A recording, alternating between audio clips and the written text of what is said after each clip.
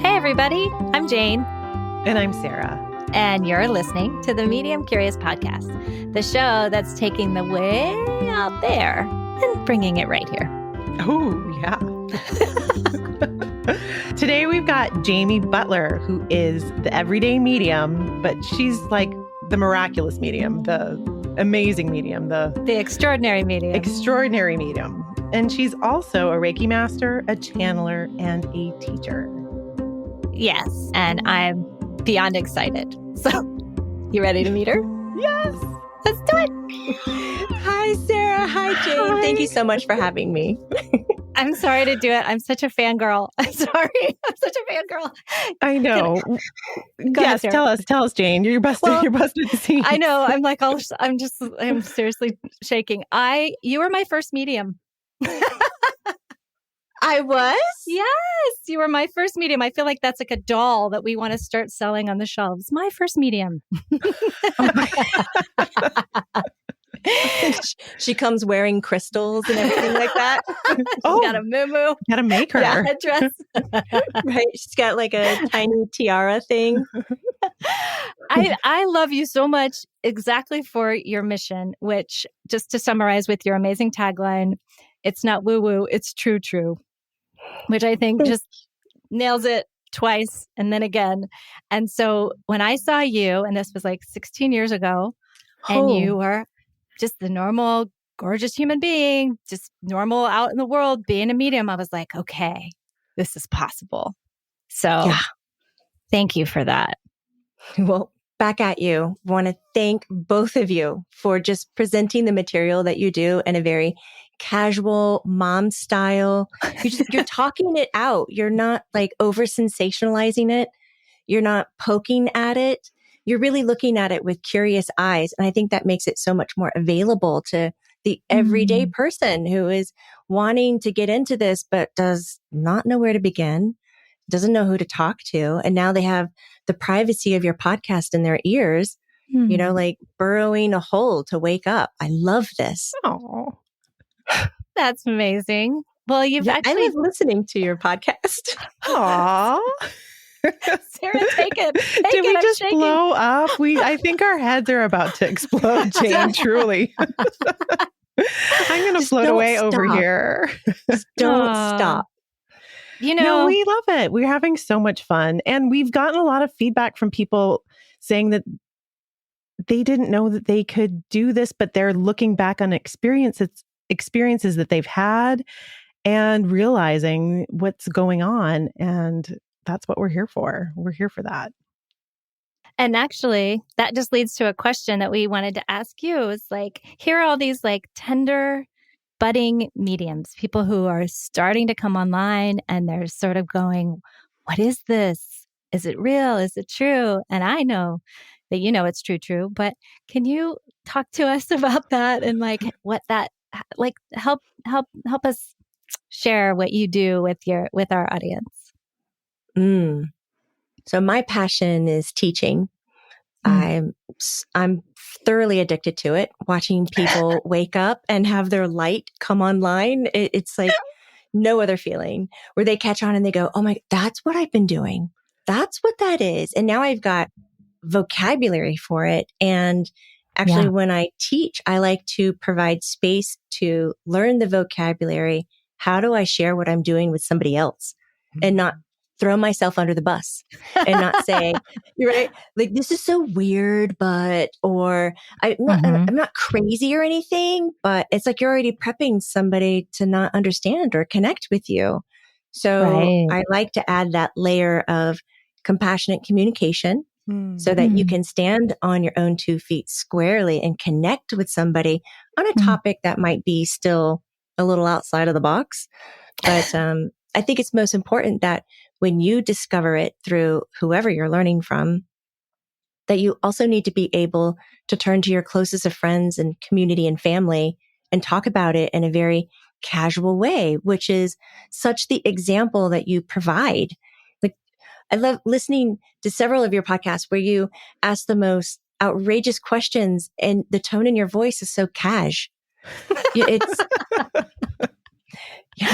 And it's like, of course, this is what we've been looking for, because I think these budding mediums out there that are coming forward, they aren't looking at the Madame Bell psychic stores that are out there and thinking, oh God, I need to get my crystal ball and I need to have, an extravagance about me and only wear purple velveteen fabric to be authentic. Yes. You actually don't even need Birkenstocks or an amethyst crystal, like you just. I mean, I might have both, but. But my husband sometimes, Jamie will go like, oh, now you look like a medium. And I like karate chop him. I'm like, cut it out. But sometimes that's the out. If that's your comfort zone, then that is your outfit. Thank you, husband, for noticing. Luckily, he's very cute and very funny, so he can say whatever he wants. He can get away with it. But it's true. I love how you said that, Jamie. It's like there's a story or sort of an idea of what a medium looks like, and we're like, no, actually, it's Sarah runs the PTA with her bestie. Like we're just normal chicks. We're just like. Thank you. Yes, normalize this. It's okay to be highly sensitive. It's okay to be intuitive, and use it in all of your decision making. Not just your special decision making where you go and you sit down and you meditate and you call upon it, but the kind where you're just making decisions in your head on the fly and you use your intuitive ability because it's natural to you. I heard you talking about picking your fruit in the grocery store. I love that. Using your intuition. It's like, yeah, of course. So smart. Come here, avocado. I was running my hands over it, and I had the woman come up to me and ask me if I needed assistance. She thought I was blind. And I was picking the fruit by touching and feeling all of it. And I looked at her and I kindly said, no, thank you. I was just feeling the energy to which one needed to come home with me. Yeah. So we had this notion in the early days, and I don't know if you happened to listen to this episode, where we were playing with the idea of a natural born medium and a surprise medium. And I think what we discerned is that essentially Sarah and I are both surprise mediums, but you're our first guest who is a natural born medium. And I'm super excited to hear, maybe if you could share a little bit about like your childhood and what you experienced and a little bit about how you came online. Well, I'll just say my poor parents, and thank you for both of their patience and creativity. But it was through their eyes, as I've heard as an adult, a very interesting journey. Both of them agreed that they didn't really ever worry about me, but they couldn't really understand why. So I was pretty much a free, wild child. Latchkey kid, both parents worked. You just kind of walked yourself and made your own meals and just did your thing. And when I was very young, I would stay in my room and play with my spirit guides. We would play classroom. They taught me a lot about life, animals, plants, they were always there and I could see them like I'm seeing you, but they were a little more see-through. And I think I developed that kind of clairvoyant, clairaudient relationship with the deceased in that manner because I humanized them. I think it was a safety mechanism as a child to make them appear more human because that is what my family looked like. So that's just my opinion. And then I'd play hide and seek. We'd play games. And yes. So my mom would tell stories of watching me run outside and run around the house, look like I was dodging air and squealing and screaming. And then she'd find me hiding in really like bizarre places and scare the crap out of her. She's like, what are you doing? I'm like, I'm hiding from Bobby. She's like, who's Bobby? Yeah. Was my child broken? But she said, you were never difficult. You never posed any conflict. And I remember there were some rough times where I would bring energy to them that I could see and offer it to them. And they thought that I was, serving imaginary cake or, just being a little kid, and they would eat it. And I'd scream and cry, because it was a spirit cat or and they ate it. And my brother would all the time. I remember my dad spit it out. He was like, spit it out, and he handed it back to me, and I cried for hours about it. And then we'd go to restaurants, and I would save, 6 seats. We're a family of 4, and I would ask for a table of 10. And I would scream and pitch a fit when people sat in the chair that they were sitting in. I couldn't comprehend, why would you sit on them? Why wouldn't you just ask them to move like you do with another human? Yeah. And my brother quickly figured out, he's 3 years older than me, that it was an easy torture point. And he would find out where they were and put his fingers in them and, just put me on edge.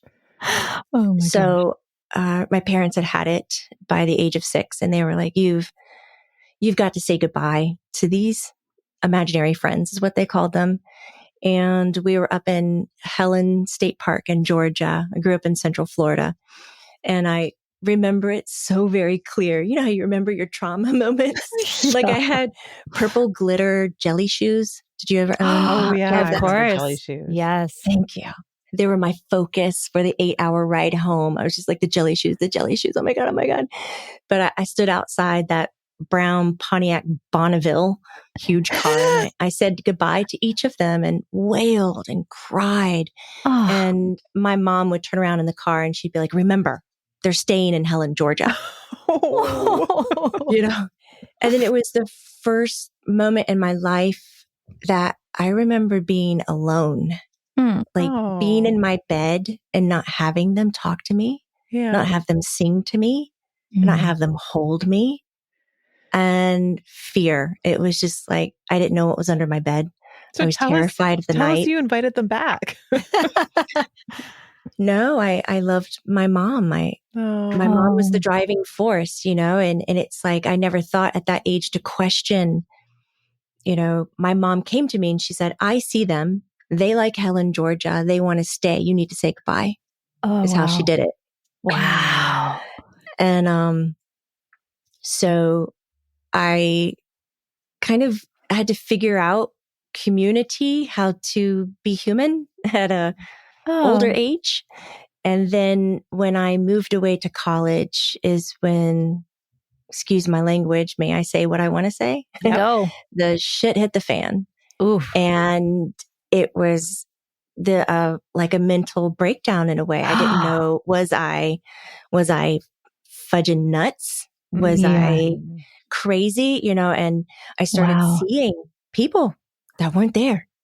I could see through them, but they're walking through my house. I get goosebumps. I would sleep with a bat. I'd sleep with a vacuum cleaner extension because it was longer than a bat, and I could swing it around my room like, are you real? And I would lay with the blanket under my eyes. I remember for weeks, I used to not get in bed because that's when they would come to talk to me. Yeah. Mm-hmm. So I would sit on the floor and I would just put my fingers in my ear and I would chant, go away, go away, go away, go away, go away. And it's not like they were saying anything horrible. Yeah. It was all like, we love you. And it was beautiful, beautiful stuff, but I could not manage. I had no muscle for this whatsoever. So I called my dad and I was like, I think I need to get admitted to the hospital. Mm-hmm. This is bad news. This is what's happening. And he goes, oh, stop there. Call Nana. She can talk to you about it. So I called my grandmother, Nana, and she was like, we recognize you were doing it as a kid, but we thought it was very taboo and we wanted to help you. This runs in the family, but we just didn't want you to have to navigate it. You were too young, so we didn't help you. We wanted you to turn it off, but it's obviously not turning off. So maybe you could use it. Maybe you could learn how to use it. Maybe you could help others. Wow. So this was your dad's mom? Mm-hmm. So your mom, what didn't run in her side of the family? It was your dad's side of the family. Yeah. Okay. Wow. And so your mom, in stopping you from from talking to them. She thought she was helping you. Mm-hmm. Oh, imagine this poor woman has this psycho kid talking about stuff that's not there. Yeah. And back in the early 70s, there's not language for it. I mean, your kid was just like, woohoo, loopy, imaginative. She couldn't manage me. But I wasn't mean and harmful and aggressive, but I wasn't controllable with rules. Because I remember there several times she would tell me something and I would say, well, that's not true. And I'd tell her what was really happening. And she'd be like, what?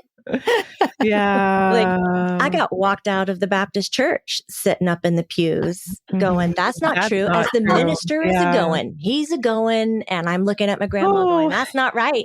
That's not true. Jamie, I had some familiar feelings like from sitting in church as a kid. Like, how is this true? Like, how is this true? You know? Yeah. Yeah. All of this, like, you're going to hell business didn't resonate. Like, no, we're not. Look at us, precious little lambs that we are sitting in this church. On what planet are we going anywhere but good? I think that's the difference in raising, well, at least how we're raising our kids now, and not that need to control them, because I think that was part of the way people parented. You control the behavior. It's like, I don't know what I'm trying to say. Just you're trying to get them to an outcome. Yes. Right. The outcome is more important than what the child is experiencing. Yeah. Right. Because you were judged by the outcome by others. Was your child going to achieve that? Or are they going to do that? Or are they going to behave? Yeah. And I'm grateful that is shifting these days. Yeah. Yeah. It is and it isn't. So that's part of why it's exciting to, hear that pretty heartbreaking story. I mean, wow, honey, that's intense. And like so much love to you and your whole team. Like, what a journey, but how you can help others who have, suffered that too, that we have these extraordinary, supernatural, we like to call it super and natural. But, the experiences that we have are so intense because they don't align with what everyone's saying is right and real. And yet it's very real for us. And then it's all of that reconciliation, like, okay, what's actually happening? And like, what a gift you are that you can come out to the other side of it. And you have helped millions of people, I bet. Like, now you're this teacher with TV shows and all kinds of like you're killing it, sis.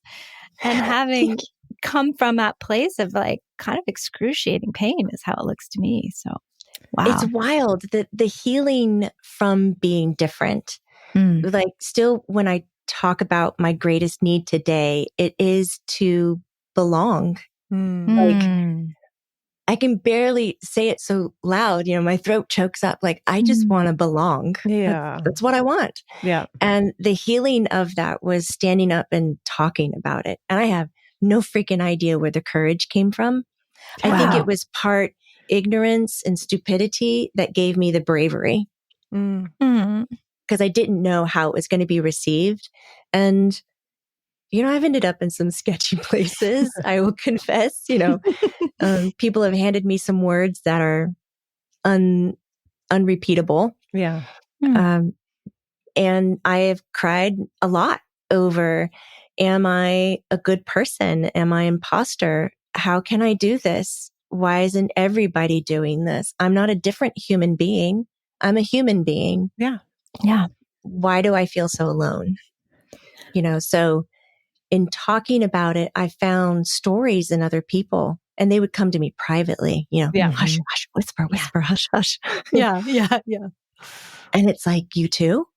Why aren't we sharing this? And it's still a little under the table. Oh, it totally about is. These experiences. But hey, science is catching up to us. It is. Truly. True. I'm excited about that. Come on, physicists, let's go.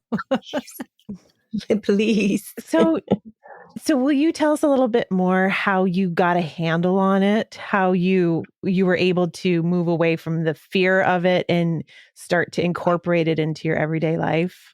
From fear to fruit. The actual seeing spirit live and sensing all of this energy. Yeah, the point where you go from sleeping in bed with a bat That's to right. standing on the bed going, you will not wake me up tonight. I know my power and I know my boundaries. That's right. And you will be out of here. Yes, tell us about that. Because we have had some listeners who are scared. They're scared that if they open up to this, that, it's going to be a scary thing. It'll just consume them, right? That's right. So we've tried to explain that we have dominion over our own selves. We have power over our own energy systems. Go, so Sarah. will you tell us how you think of that and how you teach that and how you get that message out there? Yeah. So I came across it with my teacher, Marguerite Romas. And it was a roommate of mine that was like, I found this little class in Gainesville, Florida, 6-week series of psychic awareness. Let's go. And I was like, sure. Kind of shaking in my boots, like, because I wasn't really saying anything. And we did all these exercises. And then by the end of the second class, Marguerite came to me and she was like, I want you to come to my private classes at home. And I was like, no, thank you. Sounds great. No. She goes, no, you can do this. And I was like, fine. I was in my early 20s and the average age in her class was 50 something upwards. They'd already gone through their midlife crisis. They've already wrestled with where their strengths are and how to speak about their demons in a way. They did their shadow work, and as an early 20, nowhere near that place. Yeah. So she was a stinker. She was a teacher. She was. She called me Little Devil. Oh, nice. And that was her nickname for me. And she would purposely lie to me to get me to come out of my shell. And she would tell me when she would lie. So, for instance, she knew I could read people. And she called me one day and she goes, Jamie, she knew I wouldn't go out there in public, but she knew I loved her. She goes, I'm very sick today and I can't make it to the psychic fair. And she was like the person to see at the psychic fair. She's like, I can't make it. I need you to take my place because if I don't have someone sitting at the table, I'll lose my spot next year. And I was like, oh, we can't have that. She goes, you got to go. The cough. So I swallowed it hook, line, and sinker. And I showed up and it was my first public appearance with, there I was and 20 something, but I probably look like I'm 15 and nobody shows up at my table. The morning goes by, hundreds of people are coming in and talking to other people. And I'd get people walking by and go, who are you? Where's Marguerite? Why are you so young? You can't do this. And I go, okay. And I was like, oh, it was very humbling. And then it kind of made me mad that they were judging me about how I looked. I didn't think that would be an issue. So I stopped one of the guys and I was like, let me just do it for free. I was like, I'm not doing anything. Like, let me just read for you. Yeah. So I read for him and the next person heard, he talked, and then there was a line and this was a little after lunch. And I've got about, this line going around the corner and then Marguerite comes in with a casserole. Have you worked up an appetite? Hey, little devil. She goes, you look like you're doing well. I brought you some lunch. I was like, you are sick. And she goes, no, I'm not. She goes, it was just the only way I could get you to see what you could really do. Yeah. Wow. And without that trickery, I don't think that I would ever have come into saying out loud that was who I was. And then people started paying, it was $20, and as a college kid, $20 repetitively for the rest of the day. I was like, this is insane. This is so fun. Like I get paid for doing this. I didn't know you could do that. Definitely didn't go to college for that. So she was like, come back next year and do it with me again. So it was a slow launch, but then word got around. But then you pose a different issue. And I wonder if this has happened to you, where you come out and you say, these are my abilities. They're very natural to me. This is what I do.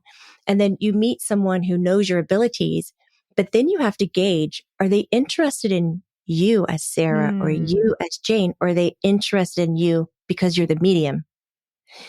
And then I got really private, and my extrovert side just kind of screamed and shriveled because they weren't there for me. They were there to ask a question. They were there to see what I could see in them, but they didn't want to know me.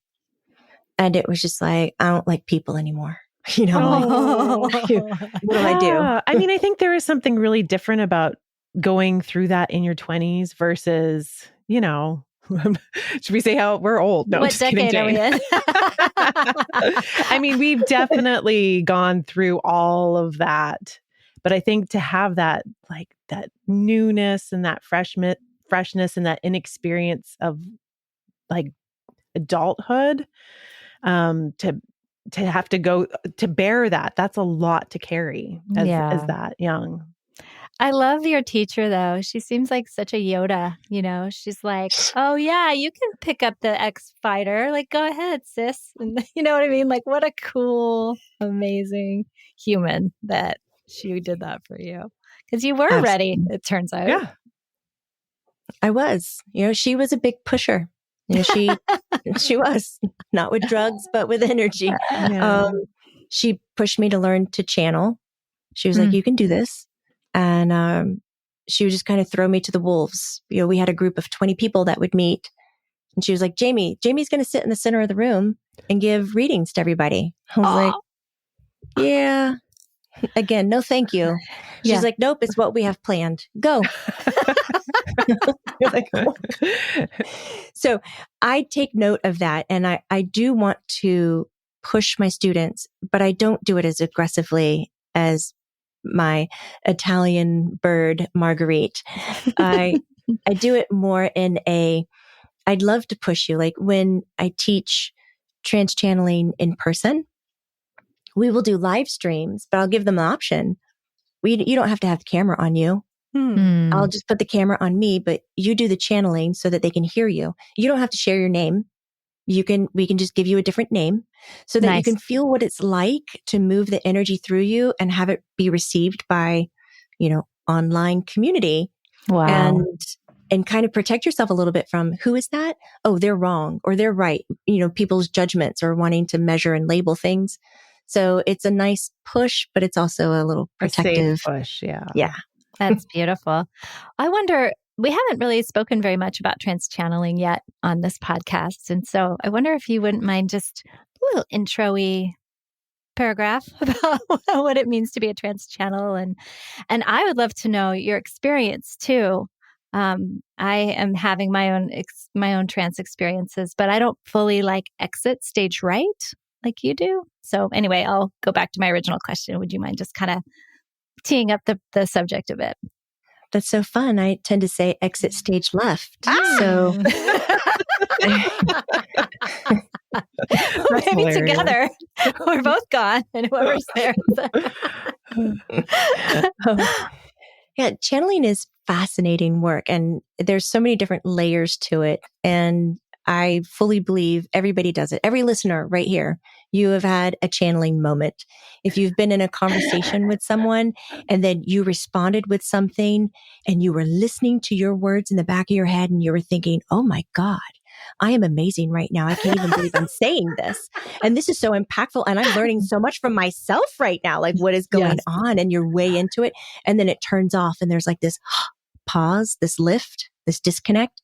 That's channeling. Okay. Nice. Yeah. And so it goes from that, which is what I would probably call a shallow connection, a very easy, put your toes in the water kind of a thing, all the way to full incorporation, where this would be the Edgar Cayce's, the Abraham Hicks, the Jamie Butler, where you practice. And the way that I like to teach it is all through brainwave activity. How do you introduce yourself into trance, which is allowing yourself to fall into a delta brainwave, less neurotransmitters happening there. It's kind of what you do when you go to sleep. That's right. And then you maintain enough of a beta activity where you can kind of do this exchange. So, and the exchange is that when the spirit comes in, they are now firing off with your body, which is the instrument in this case, to then convey words, concepts, and ideas, movement to whomever is observing them without your character and your personality or ego or identity leading the information. It's asleep and the spirit is kind of layered on top of it.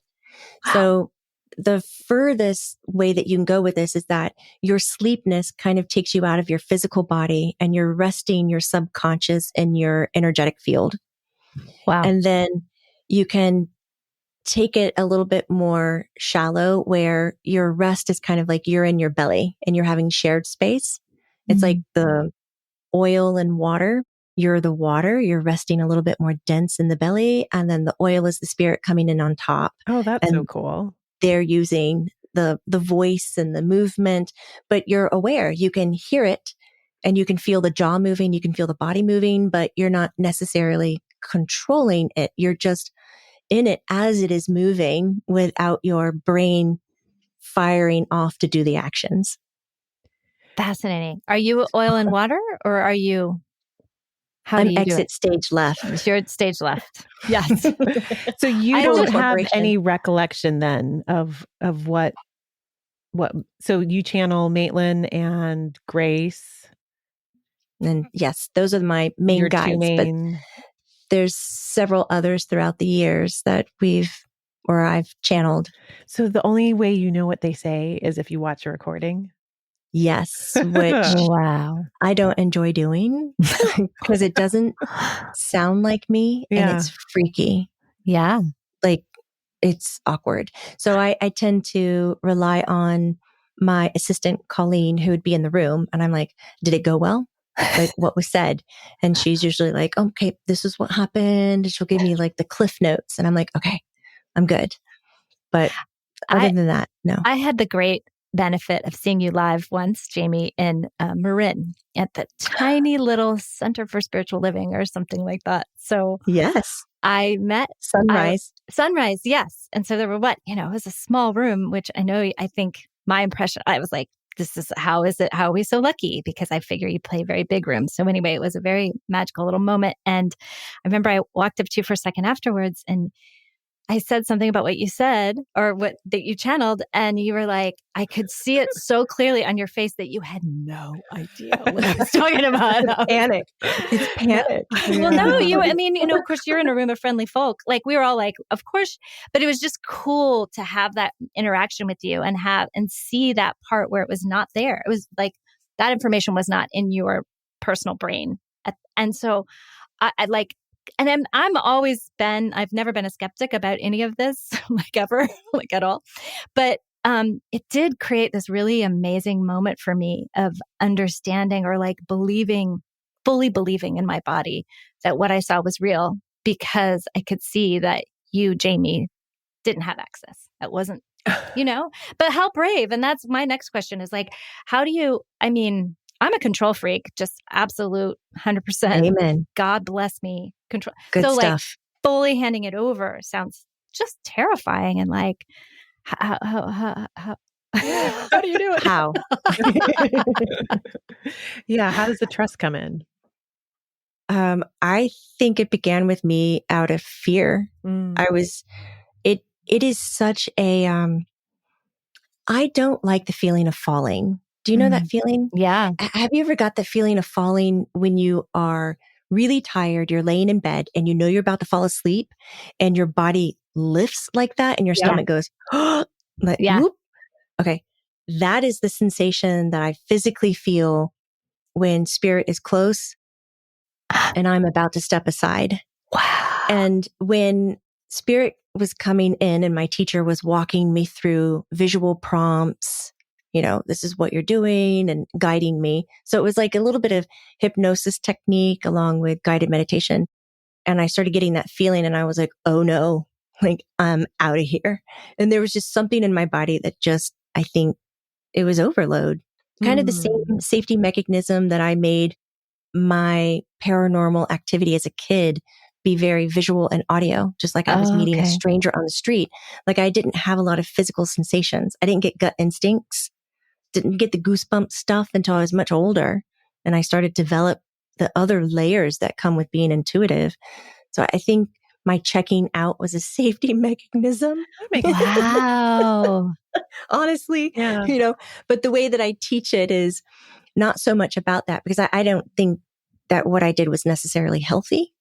And I want my students to have more control over their trance states and be able to enter and exit as they deem necessary. Nice. So yeah, God, there's so much we could say about that. I don't want to like run away with the mic or anything, but yeah, well, I think that's a perfect introduction because it is a really fascinating topic. But, it is, I think, like Abraham Hicks and Casey, like those folks are very like accepted. Like it's like if you ask most folks on the street, you know who Abraham Hicks is? Yeah. Do you know what it is? They have really nice messages about, abundance. And I'm like, yeah, but do you know that she is in full channel and and Abraham is an entity? Yeah. And they're Her like, name is not Abraham. What? An entity? Yeah. No, that's weird. I'm like, you've read all the books though. Yeah, I've read all the books. You know what I mean? Love it. Yeah. It's like there's like a disconnect. And so again, to your beautiful mission and the one we've come along with too is like, let's just say like, wow, to your point. Yeah. Sometimes the wisdom flows in and you're just like, I'm a genius. Where is this coming from? And then you have just taken it to like this profound level of inviting very high beings. I was listening to Grace talk about global warming on my walk last night. And it was such a beautiful talk and it was so helpful to me. So what you're doing is a huge gift to the world. And so, wow, I feel like I need to listen to that channeling. I would recommend it.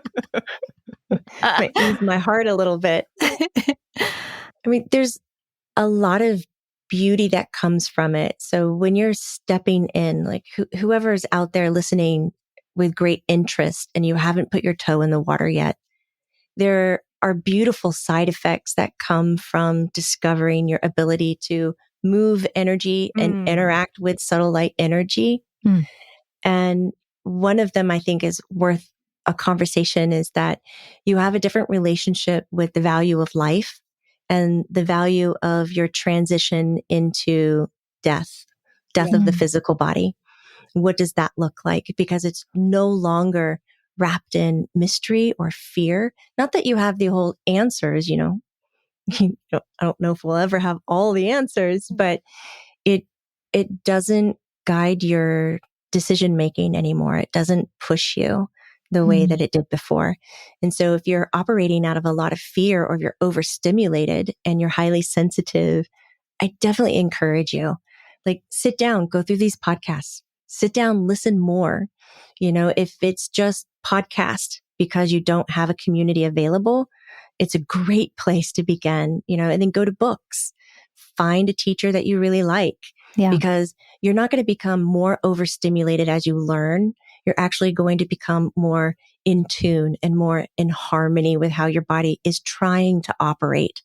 So don't stop. Oh, that's so beautiful. So That's so good. beautifully said. I mean, it's taking the fear away, Well, Yes. And that's so, it is so beautifully said because like we're actually bringing it more into the body, more into the life as opposed to out there. Maybe it's here. Is that a tagline I just heard? I like it. No, like it's riffing on your awesome. It's here. So embodiment, like you're pitching and what I'm hearing is like, okay, friends, like you've had these experiences and they're maybe freaking you out, but like, here's what's true. The more in the body and of the world, the more you can actually engage with the other worlds. It's kind of a dichotomy. True? So true. Yes. True. Yes, it is. So one of like Sarah already teed this up before, like so much of what we hear is like, eek, scared, eek, I don't want to, eek, whatever. So we, not to retread, but like talking about that safety, like you were starting to talk about how we can engage with these subtle energies and the lessons that we learned from it. But can you say more about your practical stuff? Like how many crystals are on your desk? No, I'm just kidding. I don't want to tell you how many are on my desk. Like how do you, how do you stay in the body and in the world? And yeah. And is it connected to your belief system? Like what role does your belief system have in how you feel safe? Sarah, let's pause so I can confess my love to you right now. I love you so much for bringing that aspect up, because that is the core foundation of this whole entire journey. Yeah. It's insane. The more I get involved in this, the older I get, it's like knocking me on the side of the head. It's so blatant. What you believe in, and this is what Spirit used to teach me as a kid, what you believe in is your own truth, and knowledge is your only limit. And when I was younger, I used to think that the limit of knowledge was because I hadn't learned a lot and I need to go study. So in college, I threw myself into the phrase and started learning as much as I could. And then I discovered it's not about that. Learning the path of another person is limiting me because I am unknowingly putting myself on another person's path and it's not mine. So it was just like, crap, I'm back to ground zero. I stopped reading books. I stopped going to gurus. I just pulled out and was like, where are you, Jamie? What do you know is true for you? And that switch really helps in the whole confidence aspect of it. But it's scary in a way, because when you're in a religious community, and not putting religious communities down by any means, if you have found a religion that works for you, I celebrate that hardcore. I'm going to be your number one cheerleader because you know what works for you. Yeah. I'm noting a difference between a religious community and a spiritual community. A religious community is all the people on your pew, all the people in your chapel and church are agreeing to the same thing. They're agreeing to walk the same path, and you are going to take your choices, decisions, and you're going to align them with those integrities and morals that will get you to that end goal that somebody else walked, that said, this was good and this is where it got me. Follow me. Right. Spirituality doesn't do that. All the people sitting next to you are in their own universe. And so you're having your journey and you look to the person next to you going, do you see that? And they're like, nope. You're like, do you taste this? And you're like, no. And you're like, whoa, how do I talk to you? How do I say what I'm doing is real and not be an imposter, because we're not all fitting into a mold and a model. Wow. And I encourage you to find your own voice and practice communicating who you are. And the one thing, like, if you forget all of what we've talked about, and it was pretty much all amazing, but it's okay if you forget about it. I want you to remember this one thing. I really want you to remember discovering your definition of being uncomfortable. Okay. It's not the same feeling as if you're taking a risk or if you're afraid, scared, or full of fear. I want you to define what uncomfortable means. Because just the itty bitty amount of being uncomfortable for a highly sensitive person, a medium, a psychic, an intuitive, is an alarm. But we've trained ourselves, our culture has trained us, indoctrinated us that a tiny bit of uncomfortable is nothing, baby. You need to step over that. You need to persevere. Put your chin up. Yeah. No pain, no gain. Yep. Pull your socks up. Let's keep going. It's like, I can't, and it becomes paralyzing. So if you identify that small amount of being uncomfortable, all of a sudden you realize where your boundaries are. What did you just cross? What did you just give away without knowing you didn't want to give it away? Was it extra time? Was it your emotional well-being? Was it too much thought and effort? And then you start to discover your boundaries, your filters that you need to put in place by identifying where you're uncomfortable. That's first place to begin. Yeah. When you get that down, then you have a way of knowing how to feel safe and comfortable in any environment, family environment or stranger environment, because you'll have the strength to go, I'm a little uncomfortable. And then the second thing to remember, and that's all I'm going to say, there's just two, I'm not going to add a third, so don't ask, is when you're uncomfortable, most likely you need a reset. And when you're out somewhere and you are just learning and you don't have the ability to go, I'm having a psychic overwhelming a moment right now. Can you guys just step back for 5 feet and give me a moment to breathe? So you could simply say this, excuse me, where's your bathroom? Like, I need to use the restroom, because nobody's going to say, no, I'm not going to tell you where it is. You have to stay here. Everybody's going to be like, oh, yeah, we all pee. It's over there. Yeah. I'll walk you there. You close the door because you don't pee in a community. That just rarely happens. You're in a stall. A little kid. Right? You're in a bathroom, and then that gives you a moment to like breathe. Let me look at that tiny, uncomfortable moment. I'm by myself now. I can do retrospect and collect my words of what I need to say when I go back in. Or do I develop an exit strategy? Now you can do what you feel you need to do to take care of yourself. And if you're in there too long, you're just going to have to face the consequences. They might think that you had some diarrhea, but that's okay. You live with it. You just come out and go, it was the Mexican food yesterday. I don't know. Make up something. Those are hilarious. 2 really good starting points to find your boundaries so that you can find your safety that will lead to the trust in your abilities, the bravery to talk about it. And I know it's a little outskirting, because you're not being really forthcoming, but come on, this is like wild stuff in a way. It doesn't set well with every person. And there's not a sticker on somebody's head that says, I can handle the woo-woo, just throw it at me. I can do this. Jane sees the light. She's like, oh, I'm like, safe person. Like, yeah. But it takes a second. Yeah. Are you woo safe? Are you woo safe? Oh my God. Can you develop a stamp that can go on things certified woo safe? Yeah, seriously. I'm all looking at their bracelets. I'm like, oh, I see you, crystal bracelet. All right. Let me tell you what I really do for a living. I would wear that t-shirt. Woo safe. Yeah, it does. But it happens so fast, right? Like this just happened. I was at a golf tournament and there were 2 fellows looking at me and they're like, what's your podcast about? And I'm like, here's the moment. Here it is. Wow. And I just had enough like of a lift to go like, it's not going to fully land. And then it was great because it was kind of like the population. One guy was like, that's freaking cool, man. Say more about that. And the other guy's backing away slowly.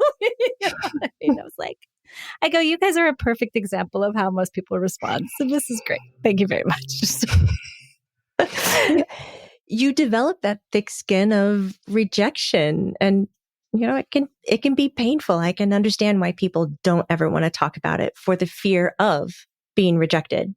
But the act of doing the work gets you into the place of knowing that you're accepted no matter what. Oh, drop the mic. Luckily, it's on a stand. Yeah, no, that's it right there. That's it. You said it before, like this wanting to belong. And like, here we are in our own little like holographic multiverses next to the We're our own little universes. Our own little magical universes. But we do have rainbows in common. We can see things at the same time. And so like, how lucky for those of us who are finding each other right now. And that's, I feel like you're just like the Pied Piper, Jamie, like you're such a wonderful leader. And I really do feel deeply honored and stoked to have had the pleasure to sit with you. Because You are making me blush. I do not blush easily. Thank you for the compliments. It's just everything that I do want to do in the world. The Pied Piper fits perfectly because I want to be the playful person. This is big stuff, but it doesn't need to be scary at all. You are in control. No. You're in control. Amen. You're safe. And we can giggle and talk about poop. Yes. If I don't fit the word diarrhea in every podcast that somewhere I do, who am I? Well, thank you, Jamie. Thank you so much. Truly an honor. And I love following you. I love seeing what you're doing next. Thank you for this experience. Just thank you for putting this out here. I said it before, but I really mean it. There's not enough of you just to talk about having these experiences. The more we can put it on the table and shed some light on it, the more that the people who are coming into it for the first time won't feel so lonely, so disconnected, so fearful. So thank you, both of you. Well, thank you. We can't wait to already have you back on again. I'm open tomorrow. We just scratched the surface. Just scratching the surface, totally. Thank you, dear friend. We'll see you really soon. Wonderful. Take care, everyone. Thanks, Jamie. Bye, guys. Bye. Medium Curious is made possible by Jane Morgan Editing. Sarah Rathke made the amazing music. And Gigi Hawkins, Podcast Consulting. Mixed by Podcast Engineers. Our logo was created by Eric Allen. Kyle Hansen McKee, Photography. And the dogs under the desk in Hawaii are Kalea and Domino. And Trixie in California.